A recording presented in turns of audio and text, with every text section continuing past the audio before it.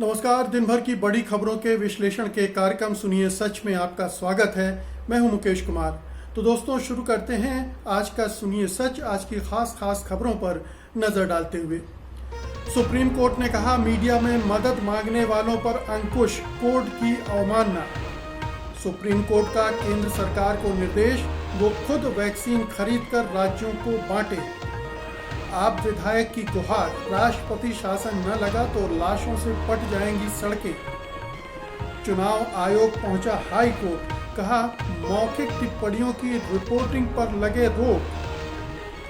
TV anchor Rohit Sardana का दिल का दौरा पड़ने से निधन, मोदी ने दी श्रद्धांजलि।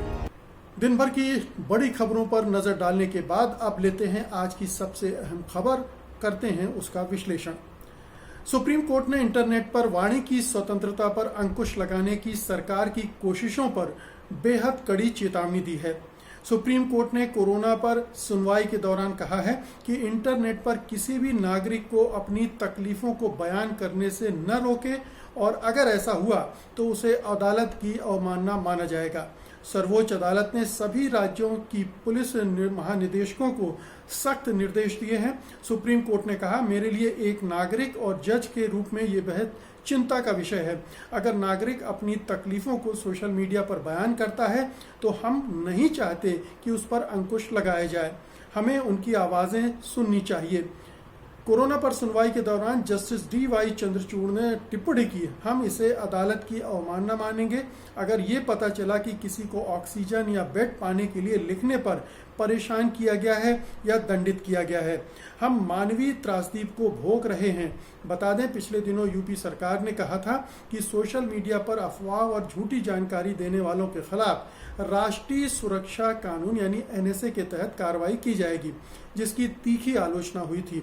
मुख्यमंत्री योगी आदित्यनाथ ने एक वर्चुअल प्रेस कॉन्फ्रेंस में कहा था कि कुछ लोग सोशल मीडिया पर मेडिकल व्यवस्था से जुड़ी चीज़ों की कमी के नाम पर अफवाह फैला रहे हैं, जिससे लोगों में पैनिक फैल रहा है। तो पैनिक फैलने के नाम पर उत्तर प्रदेश की योगी आदित्यनाथ सरकार ने जो भी सोशल मीडिया पर इस तरह की पोस्ट डालते थे, गुहार लगाते थे, मदद की अपील करते थे, उन पर एक क्रैकडाउन शुरू कर दिया था। एक घटना जो अमेठी की है, जहां पर एक बुजुर्ग बीमार थे, उसके एक ट्वीट को एक पत्रकार ने रीट्वीट किया और उसमें केंद्रीय मंत्री को भी टैग कर दिया और उसके बाद उस बुजुर्ग की मौत भी हो गई।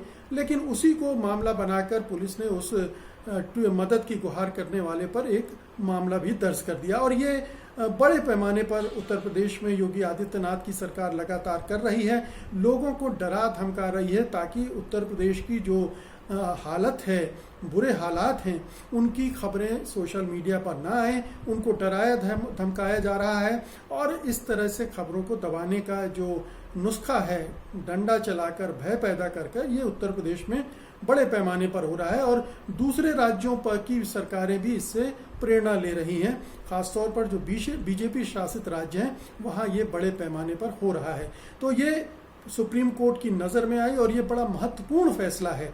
ये बड़ा महत्वपूर्ण फैसला इसलिए है कि इस आपातकाल में ही नहीं बल्कि आने वाले दिनों में भी ये जो वाणी की स्वतंत्रता का मामला है, अभिव्यक्ति की स्वतंत्रता का मामला है, कि हम सोशल मीडिया पर अपनी बात को खुले बिना किसी डर के खुले मन से रख सकें, ये एक लोकतंत्र की पहचान होती है। किसी भी फोरम पर रख सकें। अफवाह फैलाना या फेक न्यूज़ फैलाना एक अपराध की श्रेणी में आता है, उसको आप अलग कर दें। लेकिन अगर कोई सही खबर दे रहा है या सचमुच में पीड़ित है और मदद की गुहार कर रहा है तो उसे रोका नहीं जा सकता, ये कहते हुए कि इससे समाज में पैनिक फैलता है।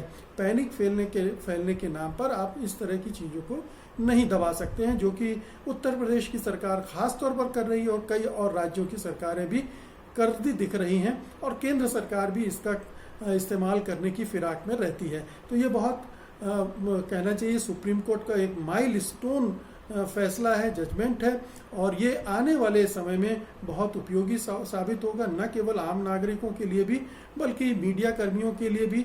वाणी स्वतंत्र, अभिव्यक्ति की स्वतंत्रता और लोकतंत्र, चूंकि ये सब मिले जुले हैं और इसको अगर कोर्ट से संरक्षण नहीं मिलेगा तो सरकारों का जो रवैया है इस समय बहुत ही निरंकुश है बहुत ही आतताई है और उसमें इस अधिकार को छीनने की उनकी पूरी कोशिश चल रही है। उस पर ये कोर्ट का आदेश रोक लगाएगा, ऐसी हमें उम्मीद है। अगली खबर लेते हैं। सुप्रीम कोर्ट ने आज केंद्र सरकार से कहा है कि वो कोरोना वैक्सीन की कीमतें और वितरण को निर्माताओं पर न छोड़े। ये सार्वजनिक वस्तुओं के समान है, आपको इसके लिए जिम्मेदारी लेने की आवश्यकता है। कोर्ट ने केंद्र से कहा कि वो टीकाकरण के संबंध में अलग कीमतें निर्धारण और अनिवार्य लाइसेंसिंग के मुद्दों पर अपनी शक्तियों का उपयोग करे।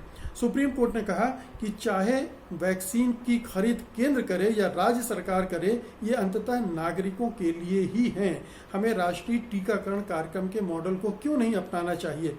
केंद्र 100% का अधिग्रहण क्यों नहीं कर सकता? निर्माताओं की पहचान करे और उनसे बातचीत करे और फिर राज्यों को वितरित करे। लाइव लॉ के अनुसार सुप्रीम कोर्ट ने कहा कि हम वैक्सीन की खरीद के केंद्रीकरण और वितरण के विकेंद्रीकरण के बारे में बात कर रहे हैं। आपने राज्यों को 50% कोटा दिया है। न्यायमूर्ति DY चंद्रचूड़ ने कहा कि इसका मतलब ये है कि ये तय करने के लिए वैक्सीन निर्माताओं पर छोड़ दिया है कि वो किस राज्य को कितनी वैक्सीन देंगे। क्या समानता का ये प्रश्न निजी क्षेत्र पर छोड़ा जा सकता है? उन्होंने कहा कि 4500 करोड़ रुपए टीके के विकास के लिए कंपनियों को दिए गए हैं, वहीं निर्माता आपको 150 रुपए और राज्यों को 300 से 400 रुपए में वैक्सीन देने की बात कर रहे हैं। अगर थोक स्तर पर इसकी कीमत का अंतर देखें तो ये 30,000 से 40,000 करोड़ रुपए का होगा। कोर्ट ने पूछा, देश को इसका नुकसान क्यों भुगतना चाहिए? इसका इस्तेमाल कहीं और किया जा सकता है, क्यों ना केंद्र सरकार इसे थोक में खरीदे और फिर राज्यों को दे दे। कोर्ट ने कहा कि एक टीके की कीमत अमेरिका में $2.15 है। अगर आप इसको कन्वर्ट करेंगे तो ये करीब $250 पड़ेगा और EU में इससे भी कम है। तो भारत में राज्यों के लिए 600 में और प्राइवेट अस्पतालों के लिए 1200 में क्यों? हमारी खपत अधिक है और हम सबसे बड़े उपभोक्ता हैं। तो सुप्रीम कोर्ट ने एक और जगह केंद्र सरकार को घेर लिया है और वो है वैक्सीन की खरीदी और उसकी सप्लाई। आप जानते ही हैं कि पहले केंद्र सरकार ने वैक्सीन खरीदी, सस्ते में खरीदी और फिर बाद में राज्यों से कह दिया कि अब आप अपने हिसाब से निगोशिएट कर कर वैक्सीन खरीदो और निर्माताओं ने अपने अपने रेट बता दिए। जो कोविशील्ड बनाने वाली कंपनी है सीरम इंस्टीट्यूट, उसने कहा कि हम 400 और 600 में देंगे और इधर कोवैक्सीन बनाने वाली भारत बायोटेक ने कहा कि हम 600 और 1200 में देंगे। हालांकि केंद्र के कहने पर या जो भी हुआ 400 की कीमत को 300 कर दिया गया, फिर भी ये केंद्र जिस रेट पर खरीद रहा है उससे दोगुने से भी ज़्यादा रेट है। तो ये पैसा क्यों इस तरह से लूटा जा रहा है वैक्सीन निर्माता कंपनियों के द्वारा, जबकि इतने बल्क में उनको ये ऑर्डर मिल रहा है। एडवांस में सरकार ने 4,500 करोड़ रुपए दिए हैं ताकि आप अपने इंफ्रास्ट्रक्चर का विकास करो, लेकिन केंद्र सरकार ने शुरू में तो कब्जा करके रखा और फिर ये निर्माताओं से शायद उसकी कुछ अंडरस्टैंडिंग हो गई होगी, कुछ सेटिंग हो गई होगी, जिसकी वजह से उन्होंने निर्माताओं को छोड़ दिया और राज्य सरकारों पर जिम्मेदारी डाल दी। तो ये ठीक नहीं है। ये नेशनल राष्ट्रीय स्तर पर चूंकि टीका अभियान है, इसलिए इसकी जिम्मेदारी केंद्र को लेनी चाहिए और ये एक बहुत ही सही सटीक फैसला है सुप्रीम कोर्ट का। इसकी बहुत सख्त ज़रूरत थी क्योंकि जो तीसरे चरण का वैक्सीन का अभियान है वो इसीलिए अटक गया है। इसी से जुड़ी एक और खबर लेते हैं। दिल्ली सरकार ने भी कह दिया है कि वो 1 मई से टीकाकरण बंद कर रही है। दिल्ली के मुख्यमंत्री अरविंद केजरीवाल ने लोगों से कहा है कि वो 1 मई से टीका लगवाने के लिए लाइनों में न खड़े हों। उन्होंने कहा कि टीका नहीं है इसलिए टीकाकरण नहीं किया जाएगा, लिहाजा लाइन में लड़ने का कोई फायदा नहीं है। इससे पहले महाराष्ट्र, राजस्थान और छत्तीसगढ़ ने भी कहा था कि वो 1 मई से टीका नहीं लगा पाएंगे क्योंकि राज्यों के पास उतने टीके नहीं हैं। छत्तीसगढ़ के मुख्यमंत्री भूपेश बघेल ने सख्त हिंदी के साथ बात करते हुए कहा था कि टीका लगाना राज्यों को है और केंद्र सरकार रजिस्ट्रेशन करवा रही है और तारीख तय कर रही है कि 1 मई से टीका लगवा सकते हैं, जबकि राज्यों के पास टीके ही नहीं है। इसी प्रकार से कई और राज्यों ने भी अपनी आवाज़ उठाई है। तो टीका अभियान की घोषणा प्रधानमंत्री ने बिना किसी तैयारी के, बिना किसी को से विचार विमर्श किए, बिना राज्यों को विश्वास में लिए घोषणा कर दी और 1 मई की तारीख भी तय कर दी। लेकिन 90% राज्य इसके लिए तैयार नहीं है। सब ने हाथ खड़े कर दिए और सबसे बड़ी बात यह है कि उन्हें जब वैक्सीन ही नहीं मिलेगी तो वो कैसे टीका अभियान शुरू करेंगे। वैक्सीन बनाने वाली निर्माता जो कंपनियां हैं उन्होंने ही हाथ खड़े किए हुए हैं कि हम इतनी वैक्सीन नहीं दे सकते हैं और उनका अपना एक अलग कार्यक्रम चल रहा है। फिर रेट को लेकर एक धींगा मुश्ती चल रही है। तो ये तमाम तरह की पेचीदगियां हैं जिसके बारे में केंद्र सरकार ने नहीं सोचा, प्रधानमंत्री नरेंद्र मोदी ने नहीं सोचा और इसकी वजह से अब ये अभियान आगे नहीं बढ़ेगा। ये साफ दिख रहा है, डिले होगा, हो सकता है कि 15 दिन, 1 महीने, 2 महीने डिले होगा, लेकिन होगा। और अगर यही काम थोड़ा तैयारी के साथ योजनाबद्ध तरीके से पहले से किया गया होता तो आज ये बड़े स्तर पर टीके लग रहे होते। तो प्रधानमंत्री नरेंद्र मोदी की, उनकी सरकार की ये एक और बड़ी विफलता है और जग हंसाई की वजह तो बनेगा ही। अगली खबर का रुख करते हैं। दिल्ली में सत्तारूढ़ दल आम आदमी पार्टी के विधायक शोएब इकबाल ने दिल्ली में राष्ट्रपति शासन लगाने की मांग की है। उन्होंने कहा कि अगर ऐसा नहीं हुआ तो दिल्ली की सड़कें कोरोना से मरे लोगों की लाशों से पट जाएंगी। अपने ही क्षेत्र के लोगों की मदद नहीं कर पाने से दुखी और कुंठित होकर इकबाल ने कहा, मुझे दुख हो रहा है कि हम किसी की मदद नहीं कर पा रहे हैं। मैं 6 बार से विधायक हूँ लेकिन कोई भी सुनने वाला नहीं है। मैं तो यही चाहूँगा कि दिल्ली हाई कोर्ट तुरंत यहाँ राष्ट्रपति शासन लगाए वरना सड़कों पर लाशें बिछ जाएंगी। तो दिल्ली में बहुत बुरी हालत है। ये जो दूसरी वेव आई है, कहा तो जा रहा है कि दिल्ली में ये चौथी वेव आई है और इसने पूरे दिल्ली प्रदेश में ही नहीं पूरे एनसीआर में एक दहशत भरा माहौल बना दिया है, क्योंकि बड़े पैमाने पर केसेस सामने आ रहे हैं, बड़ी संख्या में मौतें हो रही हैं और किसी भी तरह से इस महामारी पर कंट्रोल होने के लक्षण नहीं दिख रहे हैं। तो ऐसे में जो जनप्रतिनिधि हैं, विधायक हैं, नेता हैं, वो भी अपने को बहुत असहाय महसूस कर रहे हैं, खासतौर से आम आदमी पार्टी के, क्योंकि सारे अधिकार अब लेफ्टिनेंट गवर्नर के पास चले गए हैं, केंद्र सरकार के पास चले गए हैं और उन्हीं के आदेशों पर जो हो सकता है वो होगा। मुख्यमंत्री अरविंद केजरीवाल भी असहाय दिख रहे हैं, जैसा कि अभी मैंने बताया कि वो टीका अभियान भी शुरू नहीं कर पा रहे हैं, उन्हें ऑक्सीजन भी नहीं मिल रही, वो बार बार अदालतों से गुहार लगा रहे हैं, केंद्र सरकार से, मोदी से गुहार लगा रहे हैं। तो जब दिल्ली के लोगों को राहत नहीं दे पा रही है आम आदमी पार्टी और उसके विधायक और उसके नेता, मंत्री, मुख्यमंत्री, तो जाहिर उनमें एक बेचैनी है, एक तड़फ है और ये उसमें दिख रहा है कि ऐसी सूरत में अगर केंद्र सरकार ही इसका जिम्मा ले ले, राष्ट्रपति शासन लगा दे, तो कम से कम वो तो इस अपराध बोझ से बच जाएंगे कि वो उन्होंने कुछ नहीं किया अपने लोगों के लिए। लेकिन ये एक कहना चाहिए पलायनवादी रास्ता है। कोशिश ये होनी चाहिए कि दिल्ली के जो विधायक हैं, सरकार है, पार्टी है आम आदमी पार्टी, उसको केंद्र सरकार से भिड़ना चाहिए, इस मसले पर लड़ाई लड़ना चाहिए, जैसा कि उनके तेवर बहुत पहले होते थे। अब सत्ता में आने के बाद वो जुझारू तेवर गायब हो गए, वो समझौतावादी हो गए हैं। तो अब ये समय चुनौती का है और परीक्षा का है, भागने का नहीं है। तो कोर्ट से ये कहना कि राष्ट्रपति शासन लगा दीजिए, बजाय इसके ये कहना चाहिए कि हमें अधिकार दीजिए, हमें साधन संसाधन दीजिए ताकि हम अपने लोगों की मदद कर पाएं। तो ये एक बहुत ज़रूरी बात है। लेकिन इस तरह का हाहाकार अगर विधायक मचाने लगेंगे तो आम आदमी क्या करेगा? आम आदमी कहाँ से अपने लिए इलाज और दूसरे बंदोबस्त कर पाएगा? तो ऐसे समय में नेतृत्व को खासतौर पर संयम, धैर्य और साहस का परिचय देना चाहिए, जो कि शोएब इकबाल नहीं दे रहे हैं। आज की अगली खबर लेते हैं। मद्रास हाई कोर्ट ने कुछ दिन पहले ही कोरोना की दूसरी लहर के लिए चुनाव आयोग को खरी खोटी सुनाई थी। हाईकोर्ट ने यहां तक कह दिया था कि कोरोना की दूसरी लहर के लिए अकेले चुनाव आयोग जिम्मेदार है और इसके लिए जिम्मेदार अधिकारियों पर संभवतः हत्या के आरोप में केस होना चाहिए।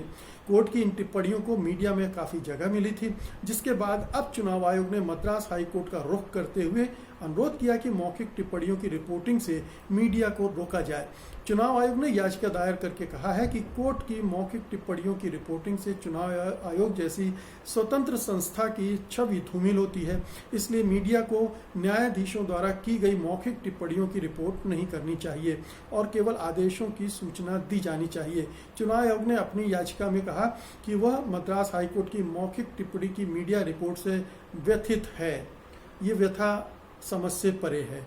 अगर आपको अपनी छवि की चिंता थी, अगर आप ये दावा कर रहे हैं कि चुनाव आयोग एक स्वतंत्र संस्था है, तो उसे स्वतंत्रता का प्रदर्शन भी करना चाहिए, निष्पक्षता का प्रदर्शन करना चाहिए। ऐसा नहीं लगना चाहिए कि आप केंचुआ हैं, गोदी चुनाव आयोग हैं जिसे केंद्र सरकार अपने इशारों पर नचा रहा हो, केंद्र सरकार के हिसाब से चुनाव का कार्यक्रम बने और केंद्र सरकार और केंद्र में सत्तारूढ़ दल को अनड्यू एडवांटेज दिए जाए, उनके साथ पक्षपात किया जाए, दूसरे नेताओं के खिलाफ कार्रवाई की जाए लेकिन उनके खिलाफ कार्रवाई न की जाए। और एक लचर रवैया जो पूरे चुनाव के दौरान दिखाया है चुनाव आयोग ने, जिसके लिए उसकी बहुत तीखी आलोचना हुई। ये टिप्पणी भी मद्रास हाई कोर्ट ने की, कोलकाता हाई कोर्ट ने भी इसी तरह की टिप्पणी की है। तो ये टिप्पणियां क्यों हुई हैं, इस पे पहले चुनाव आयोग को आत्ममंथन करना चाहिए, लेकिन ऐसा लगता है कि आत्ममंथन के लिए तैयार नहीं है, बल्कि वो चाहती है कि मीडिया पर रोक लगा दी जाए, मीडिया में आलोचना ना हो, मीडिया में जो निंदा भत्सना उसकी लगातार हो रही है उस पर अंकुश लगाने के लिए वो मद्रास हाई कोर्ट की शरण में गया है। और जाहिर है कि ये भी एक केंद्र सरकार का ही एक खेल होगा जो चुनाव आयोग खेल रहा है। केंद्र सरकार चुनाव आयोग के जरिए इस तरह की आलोचना पर रोक लगाने की कोशिश कर रही है और चुनाव आयोग एक कठपुतली की तरह पेश आ रहा है। आज की अंतिम खबर लेते हैं। पत्रकार रोहित सरदाना की मृत्यु दिल का दौरा पड़ने से हो गई है। वे पिछले 10 दिनों से कोरोना से जूझ रहे थे। ईटीवी से पत्रकारिता की शुरुआत करने वाले रोहित सहारा के मध्य प्रदेश, छत्तीसगढ़ और जी न्यूज़ में लंबे समय तक काम करने के बाद आज तक में एंकर थे। उनके निधन की खबर जी न्यूज़ के पत्रकार सुधीर चौधरी ने ट्वीट करके दी। सुधीर चौधरी ने ट्वीट किया, अब से थोड़ी देर पहले जितेंद्र शर्मा का फ़ोन आया, उसने जो कहा सुनकर मेरे हाथ कांपने लगे। हमारे मित्र और सहयोगी रोहित सरदाना की मृत्यु की खबर थी। ये वायरस हमारे इतने करीब से किसी को उठा ले जाएगा, ये कल्पना नहीं की थी। रोहित सरदाना के निधन के बाद प्रधानमंत्री मोदी और राष्ट्रपति रामनाथ कोविंद ने भी उनको श्रद्धांजलि दी है। प्रधानमंत्री मोदी ने ट्वीट करके लिखा, रोहित सरदाना बेहद जल्दी हमें छोड़कर चले गए। भारत की प्रगति के लिए ऊर्जा से वे भरपूर थे और भावुक थे। रोहित को कई लोगों द्वारा याद किया जाएगा। तो रोहित सरदाना नहीं रहे, मेरे साथ भी वो काम कर चुके थे। सहारा में मैंने उन्हें एंकर नियुक्त किया था और वहाँ वो बहुत ही जुझारू, ऊर्जावान पत्रकार माने जाते थे, लेकिन बाद के दिनों में काफ़ी विवादों में भी रहे। बहरहाल अब वो इस दुनिया में नहीं है। उनके परिजनों को सत्य हिंदी की तरफ से शोक संवेदनाएं। और अब मुझे अनुमति दीजिए, आज की ये वीडियो आपको पसंद आया होगा और आप इसे लाइक करेंगे और बड़े पैमाने पर शेयर भी करेंगे। अब मुझे अनुमति दीजिए, नमस्कार। सत्य हिंदी का ऐप डाउनलोड करें गूगल प्ले स्टोर पर।